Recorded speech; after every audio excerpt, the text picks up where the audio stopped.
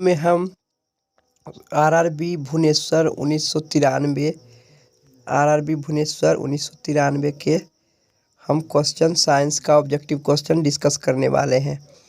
इस क्वेश्चन में कह रहा है कि कृत्रिम गुर्दा किस सिद्धांत पर कार्य करता है। कृत्रिम मतलब बनावटी होता है, तो बनावटी गुर्दा जो है वह किस सिद्धांत पर काम करता है, तो अपोहन, डायलाइसिस जो है दिया हुआ। इंग्लिश में अपोहन को डायलाइसिस कहते हैं।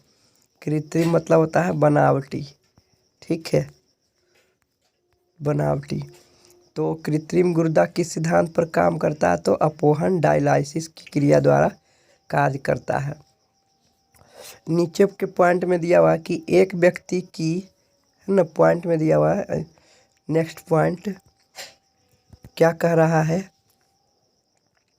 एक व्यक्ति की आँखों का रंग काला, नीला या भूरा उस वर्ण मतलब होता है पिगमेंट, उस वर्ण पर आश्रित है किसमें पाया जाता है ना।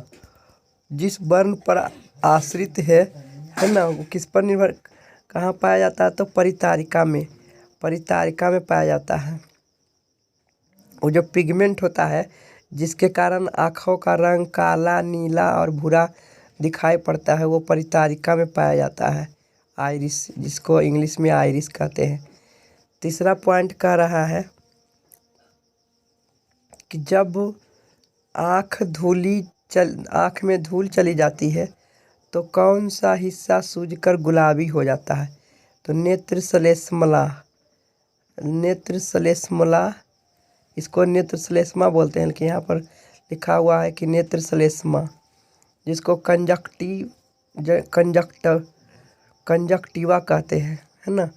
कंजक्टिवा इंग्लिश में कहते हैं कंजक्टिवा और हिंदी में कहते हैं नेत्र श्लेष्मा। यही जो हिस्सा है वह सूज करके गुलाबी हो जाता है, ठीक है। और नेक्स्ट पॉइंट क्या कहता है, नेक्स्ट पॉइंट कह रहा है कि बच्चे के दूध पीते समय स्तनों में दूध का निष्कासन किसकी मदद करता है।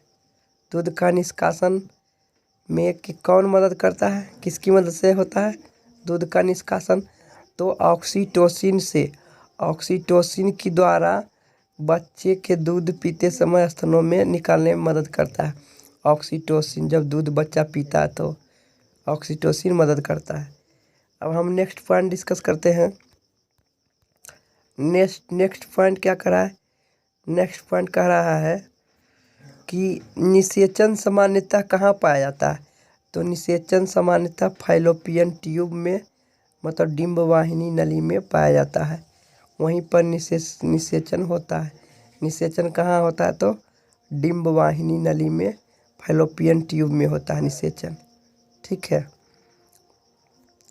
अब बोल रहा है कि कृत्रिम वीर्यसेचन के उद्देश्य से, है ना, कृत्रिम वीर्यसेचन के उद्देश्य से वृषभ वीर्य को किसमें संचित किया जाता है ना। वृषण वीर्य को कहाँ संचित किया था, द्रव नाइट्रोजन में, है ना, गाढ़ा नाइट्रोजन, द्रव नाइट्रोजन में, है ना, पानी जैसा होता है, उसमें हम कृत्रिम वीर्य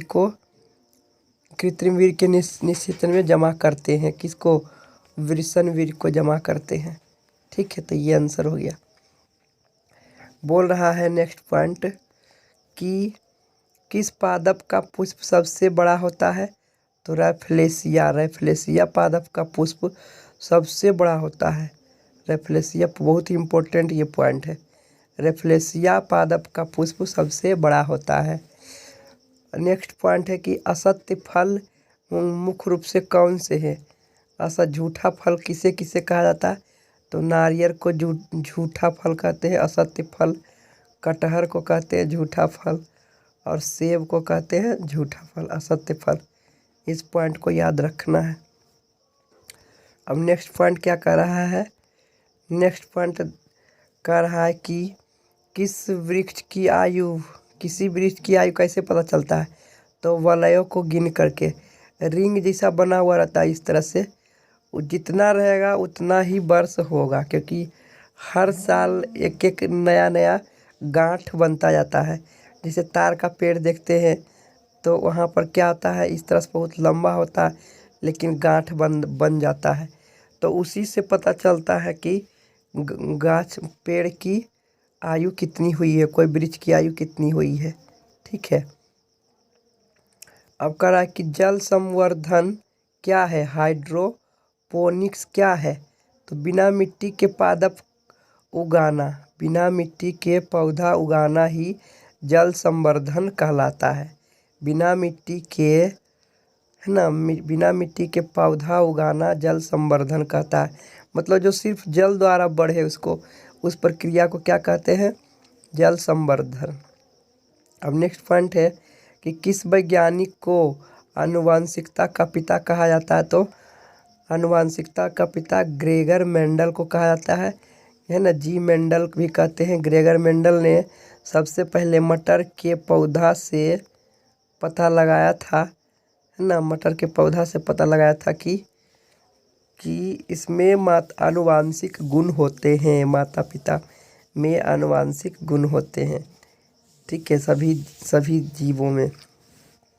तो इसीलिए इसे आनुवांशिकी का पिता कहा जाता है, ग्रेगर मेंडल को। ठीक। नेक्स्ट पॉइंट कर रहा है कि किसी बच्चे का लिंग निर्धारण किससे होता है। तो पिता के गुणसूत्र से। पिता के गुणसूत्र से किसी बच्चे का लिंग निर्धारण होगा कि वह नर होगा कि मादा होगा, है ना। पिता के गुणसूत्र से निर्धारित होता है। मनुष्यों में गुणसूत्रों की संख्या 46 होता है। मनुष्य में गुणसूत्रों की संख्या 46 होता है। सेव में गुणसूत्रों की संख्या 20 होता है ना। सेव में गुणसूत्रों की संख्या 20 होता है। टमाटर में गुणसूत्रों की संख्या 22 जोड़ा होता है, मतलब 44 गो। ठीक है। और मक्का में गुणसूत्र की संख्या 24 होता है। तो ये सब याद रखना, ठीक है। अब नेक्स्ट पॉइंट है जो लोग मक्का को मुख्य अनाज की तरह आहार में लेते हैं उनमें किस विटामिन की कमी की संभावना होती है। विटामिन B1 की कमी हो जाती है। जो बार बार मक्का ही खाता है तो उसमें विटामिन B1 की कमी हो जाती है। ठीक है, इस बात को ध्यान रखना। किसी सदिश का परिमाण कभी नहीं हो सकता। किसी सदिश राशि का परिमाण कभी भी ऋणात्मक नहीं होता है। ठीक है, क्योंकि उस सदिश राशि हमेशा क्या होता है, धनात्मक होता है। का उसका परिमाण कभी भी ऋणात्मक नहीं होता है। दिशा के अनुसार वो बदल जाता है लेकिन परिमाण हमेशा धनात्मक ही होता है। ठीक है। कपास रेशा किससे प्राप्त होता है। तो कपास रेशा बीजों से प्राप्त होता है। कपास रेशा बीजों से प्राप्त होता है। अब नेक्स्ट पॉइंट इधर कह रहा है,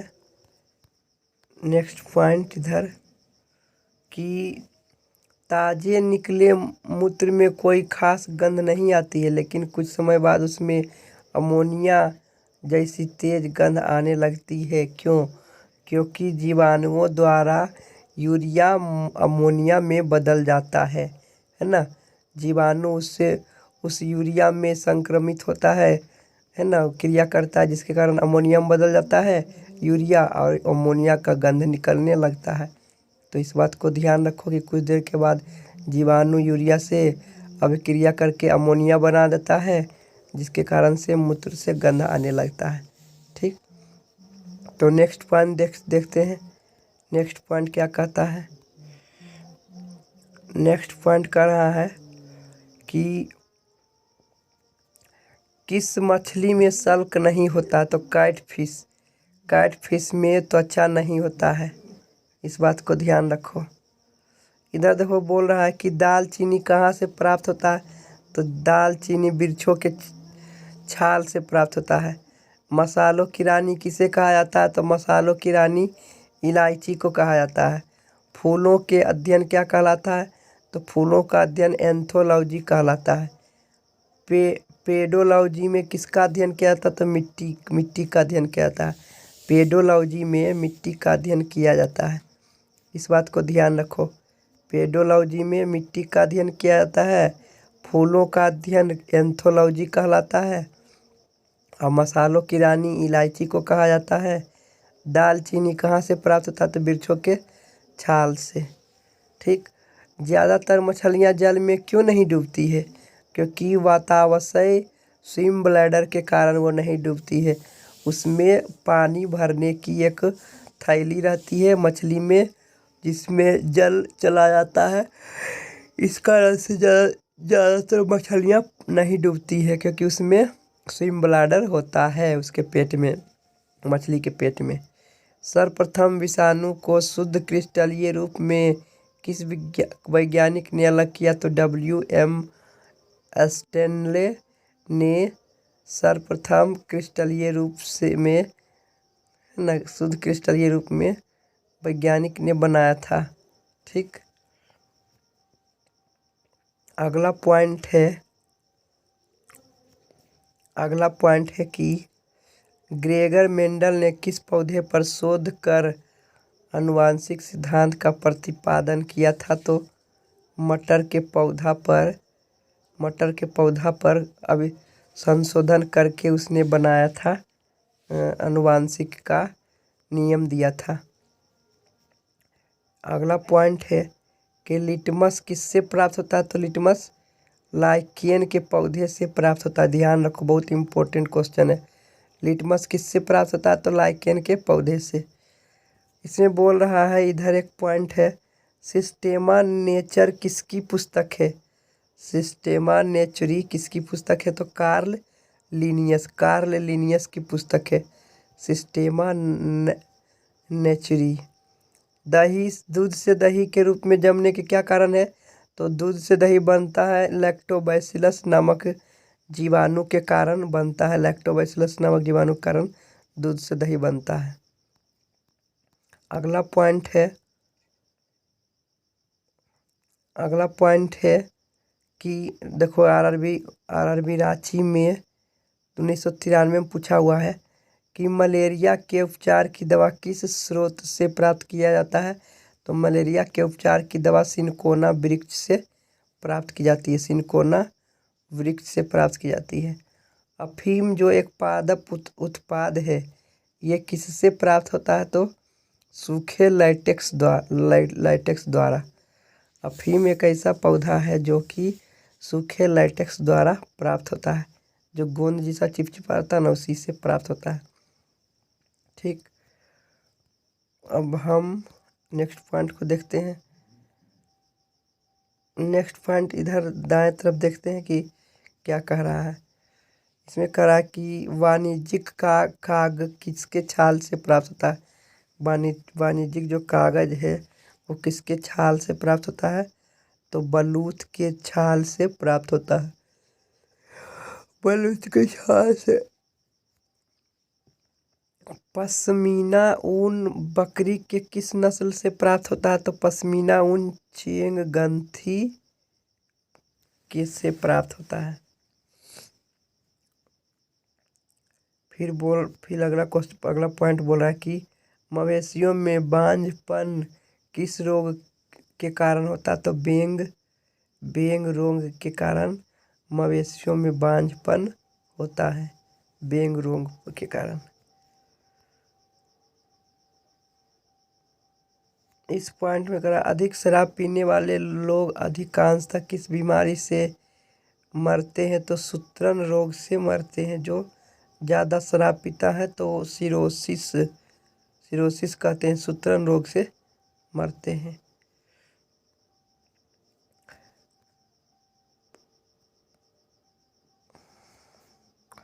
राइबोसोम किसका कार्य करती है? तो राइबोसोम प्रोटीन संश्लेषण का काम करता है ना। राइबोसोम प्रोटीन संश्लेषण का काम करता है। मरुस्थल में उगने वाले पौधे क्या कहलाते हैं? तो मरुस्थल में उगने वाले पौधे को जेरोफाइट कहते हैं और हिंदी में मरुद्भिद कहते हैं। मरुद्भिद, मरु से मरुस्थल, मरु से मरुद्भिद, है ना। मरुस्थल में उगने वाले पौधे को मरुद्भिद कहा जाता है। नेक्स्ट पॉइंट है, नेक्स्ट पॉइंट यहाँ पर लिखा हुआ है कि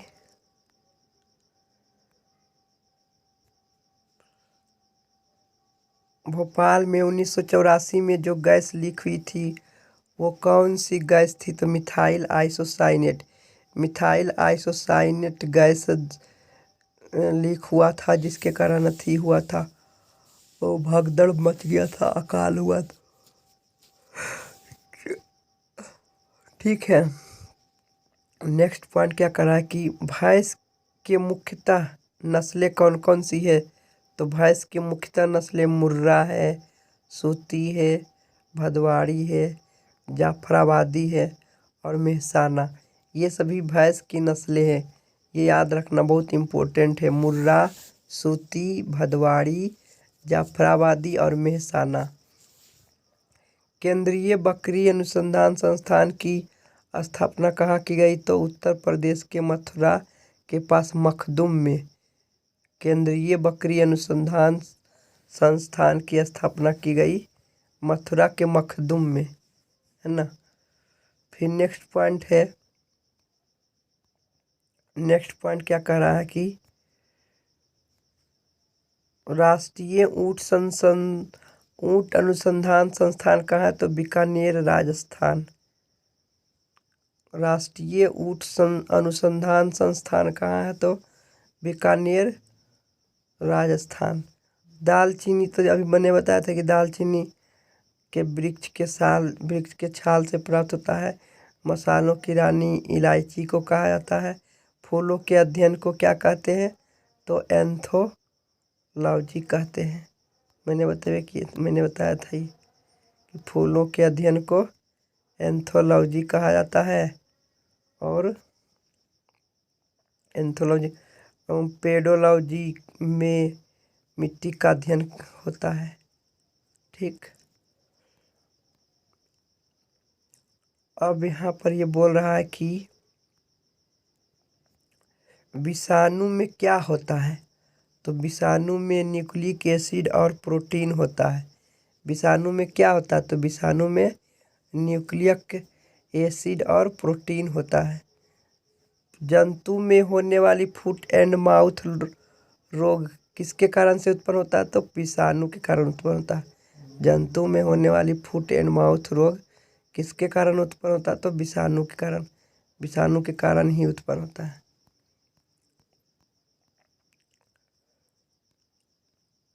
अब नेक्स्ट पॉइंट है कि किस शैवाल से आयोडीन प्राप्त होता है? तो लैमिनेरिया नामक शैवाल से आयोडीन प्राप्त होता है। इस बात को ध्यान रखो कि शैवाल का रंग हरा भी होता है, लाल भी होता है, भूरा भी होता है ना। और शैवाल में जो शैवाल हरा होता है, जो शैवाल हरा होता है वो अपना भोजन स्वयं बनाता है क्लोरोफिल की मदद से। ठीक है, इस बात को ध्यान रखो। ठीक है, तो वीडियो हम यहीं पर समाप्त करते हैं। थैंक यू दोस्तों वीडियो देखने के लिए। प्लीज़ अगर जो कुछ भी वीडियो अगर जो हेल्पफुल लगा है तो प्लीज़ चैनल को सब्सक्राइब करें और इस वीडियो को सभी अपने दोस्त में फैला दें ताकि मुझे मोटिवेशन मिले। थैंक यू दोस्तों, जय हिंद।